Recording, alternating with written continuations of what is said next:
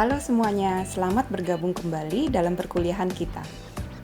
Bagaimana proses pembelajarannya sejauh ini? Saya harap masih bisa mengikuti dengan baik ya. Jika pada bagian sebelumnya, kalian sudah diperkenalkan dengan cara-cara pemodelan proses bisnis dengan BPMN. Maka pada bagian ini kita akan melanjutkan dengan pemodelan proses bisnis yang lebih kompleks. Bagian ini akan membahas lebih jauh tentang rework and repetition, serta bagaimana menangani events dan exceptions. Kita juga akan melihat bagaimana aturan-aturan bisnis atau business rules dapat diintegrasikan dan direpresentasikan dalam model proses. Di sini kita masih berbicara tentang penemuan proses dalam siklus hidup BPM. Tujuan dari penemuan proses adalah untuk memperoleh model proses as is atau saat ini. Dalam kuliah ini kita menggunakan BPMN untuk menggambarkan model proses. Bagian 4.1. Lebih jauh tentang pengerjaan ulang atau rework dan perulangan atau repetition. Mari kita mulai dengan melihat proses yang sudah kita bahas sebelumnya, yaitu tentang penyelidikan kementerian. Bagian dari proses tersebut dapat diulang. Di sini diberi warna garis merah. Bagian yang ditandai merah ini memiliki XOR join di awal dari loop atau putaran dan XOR split di bagian keluarnya. Jika permintaan disetujui, maka proses akan berhenti. Tetapi jika tidak disetujui, maka kita akan mengulang proses yang ditandai merah. Loop atau putaran ini adalah loop yang spesial, yang kita sebut potongan structured cycle atau siklus teratur, atau disebut juga single entry and single exit.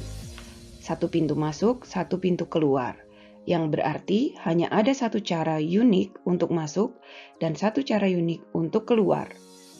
Ini memang cara yang umum untuk loop, tetapi bukan satu-satunya. Loop dengan struktur ini membawa kemudahan karena kita bisa menggunakan berbagai teknik dengan subproses untuk menggambarkannya. Di sini kita melihat bahwa BPMN dapat mendukung representasi loop atau putaran sebagai sebuah subproses. Bagian yang berulang sekarang digambarkan dengan aktivitas yang disebut dengan finalisasi respon kementerian. Fakta bahwa hal ini bisa berulang diindikasikan dengan panah berbalik arah yang ditunjukkan pada tanda plus atau tambah di bagian bawah dari aktivitas. Kondisi keluar dari loop ini digambarkan dengan anotasi yang berbunyi hingga tanggapan disetujui.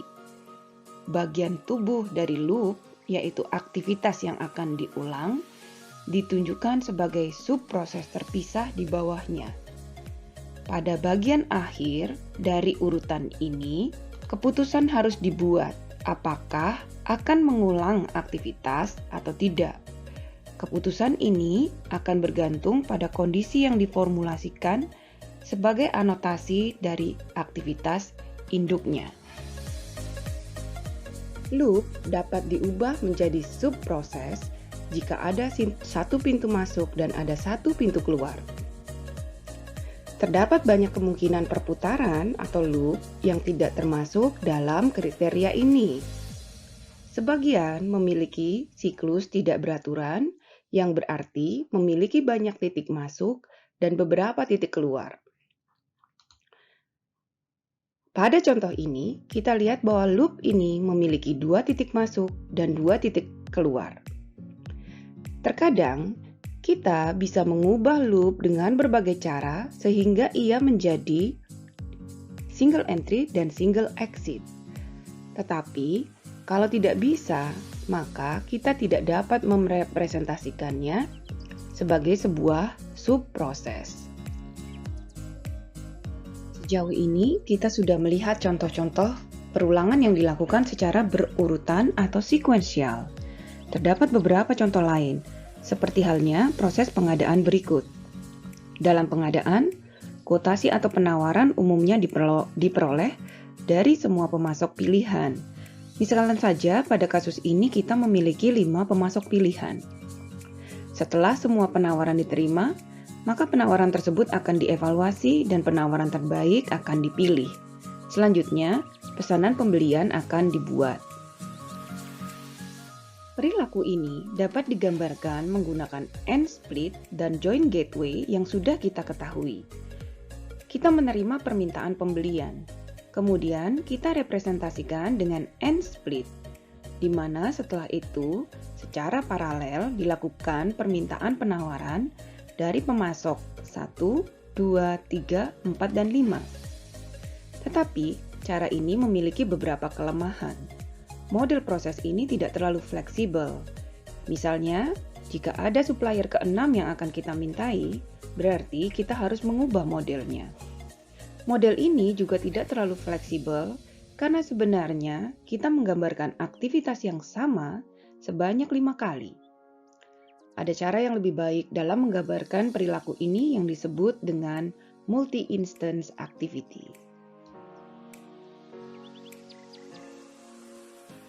Kita lihat di sini bagaimana multi-instance activity dapat digambarkan dengan BPMN.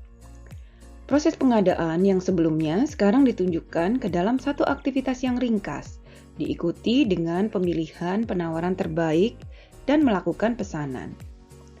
Jika diperhatikan dengan lebih seksama, aktivitas memperoleh penawaran diberi sebuah anotasi.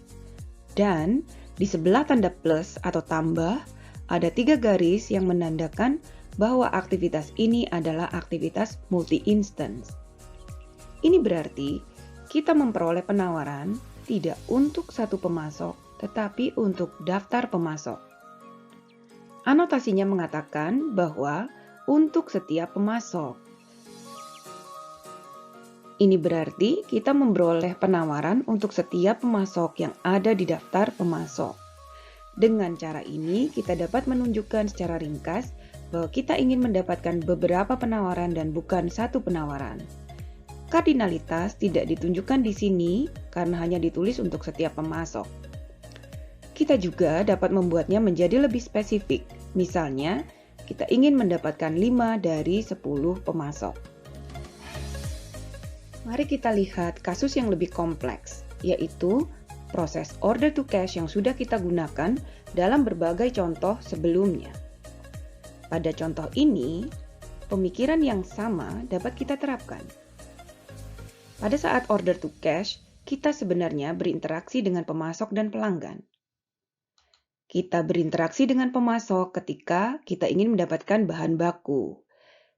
Di sini, kita dapat melihat aliran pesanan atau message flow. Kita juga melihat bahwa pelanggan memicu proses dengan mengeluarkan pesanan pembelian. Hal ini pada akhirnya membawa kita untuk membeli bahan baku. Terdapat aktivitas untuk membeli bahan baku dari pemasok. Tidak semua bahan berasal dari satu pemasok. Oleh karena itu, kita perlu menunjukkan bahwa kita ingin membeli bahan baku dari beberapa pemasok.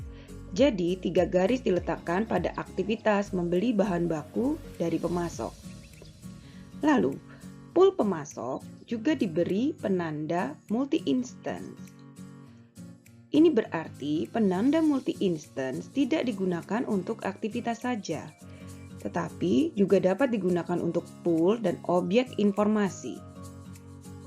Kita lihat objek informasi berupa daftar supplier digunakan untuk aktivitas membeli bahan baku dari supplier. Kita juga lihat daftar bahan baku digunakan untuk mendukung aktivitas pembuatan produk. Keduanya diberi tanda multi-instance. Terkadang kita tidak tahu seberapa sering sebuah aktivitas dilakukan. Bisa lebih sering atau malah tidak dilakukan. Jika kita tidak memiliki pengetahuan atau informasi tentang aktivitas yang mana dan berapa sering sebuah aktivitas dilakukan, maka kita dapat menggunakan subproses ad hoc. Kita lihat contoh ini. Ketika diperlukan pesanan, atau pemesanan, maka aliran kontrol mengarah pada ad hoc subprocess atau subproses ad hoc yang ditunjukkan dengan simbol tile di sini. Lalu, terdapat 3 aktivitas pada subproses ad hoc ini, yaitu memeriksa status pesanan, memperbaharui detail, dan membatalkan pesanan. Kita lakukan setiap aktivitas ini sampai pesanan dibayar. Perlu dicatat bahwa memeriksa status pesanan dan juga memperbaharui status pesanan bisa dilakukan beberapa kali. Kita tidak tahu dengan pasti berapa kali akan dilakukan. Oleh karena itu, kita tunjukkan dengan ad hoc subprocess yang menunjukkan bahwa aktivitas yang relevan tanpa secara eksplisit menunjukkan urutan maupun berapa kali tiap aktivitas dilakukan.